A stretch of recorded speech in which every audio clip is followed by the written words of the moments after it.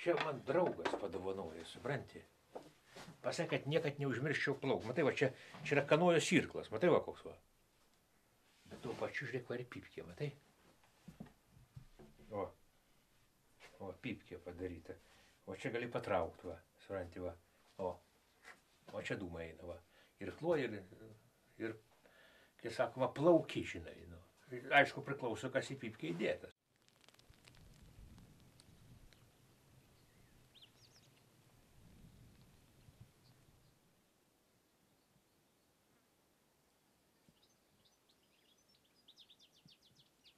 Žiūrėk, va, Titaniką statė profesionalai ir jis nuskendo, o Nojus buvo mėgėjas ir išplaukė.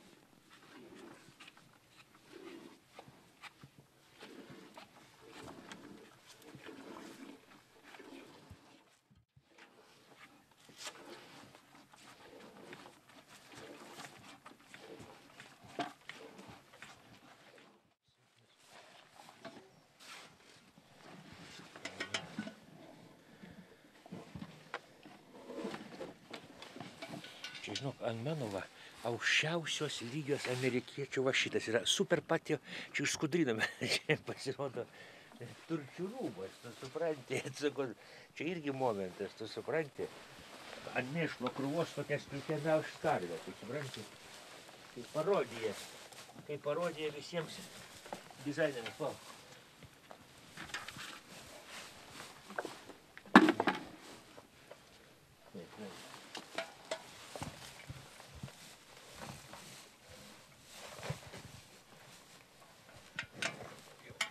Čiut neapsiverčiau.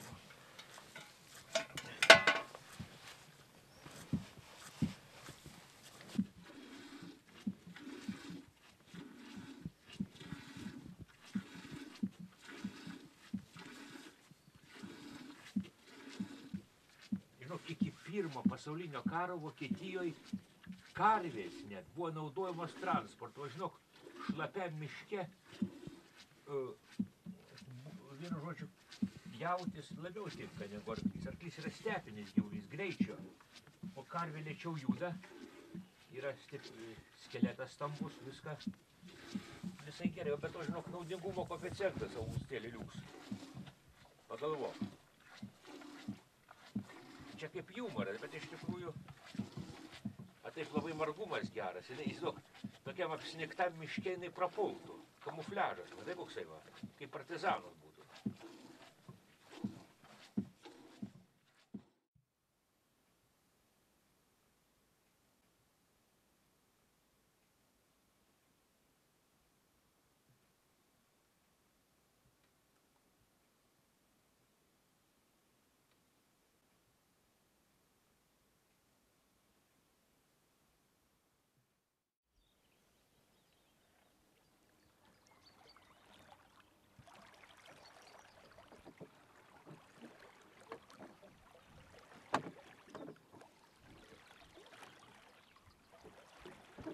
Pas mane, matai, įtraukta į programą ir laivo skendimas, supranti.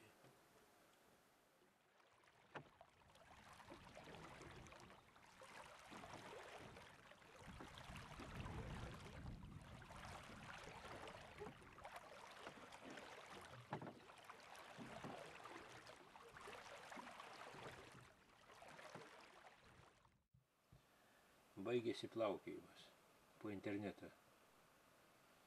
Reiks sėst ant karvės inkaro, jaučiu. Eisi melžt rupūžė visas. Kai sakoma, karvedžio gyvenimas nesibaigė dar.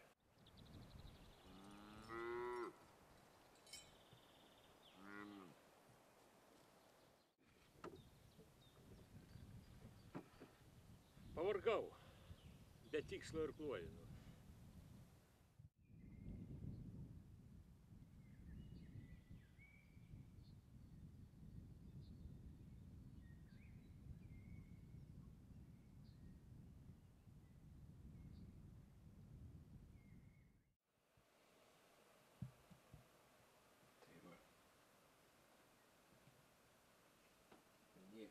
Reiks pačiam susikalt iš visokių atliekų ir plaukt pasroviui. Skaičiau, vienas amerikonas iš sekcijos pasidarė laivelį ir perplaukė Atlantą. Tai va, reikia išjungti. Išjungiau. Nu va, išjungiam. Nežinau, kaip čia išjungti, plytą mest į ekraną ir išsijungti.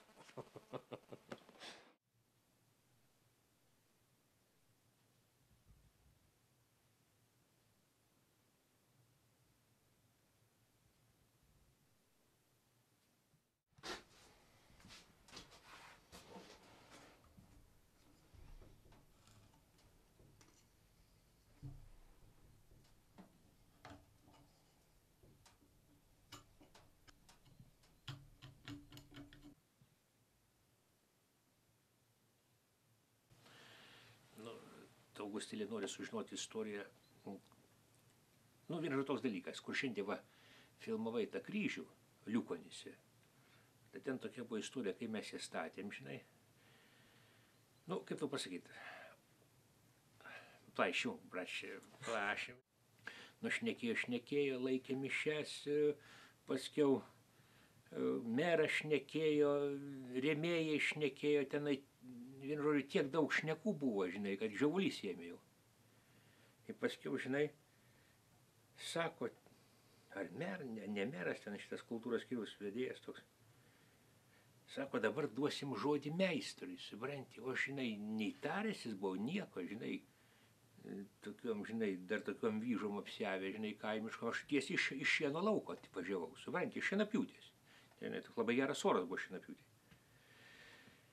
Žinai, einu, prasiskyrė žmonės, aš, žinai, lipu į kalną ir galvoju, ar užsektas mano klynas, supranti, nes buvo sagos ištrūkę, bračia, taip nedrąsu ten pasižiūrėti žemyn, nes visi mane akis susmeigė, bet, žinai, galvoju, kaip bus taip, žinai, užlipau į kalną kaip į Golgotą kokią, supranti, tokios kuo švininė, žinai, aš labai nemėgstu kalbėti, žinai.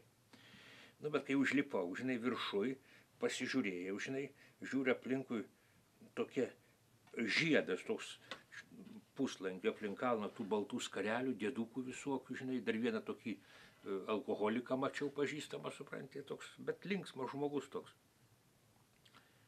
Ir, žinai, ir sakau, matai, mums sutagdys dabar. Saulutė, kitą kartą. Vyksta rimtas procesas, vaikeli. Priekabą įtraukti. Aš įtrauksiu.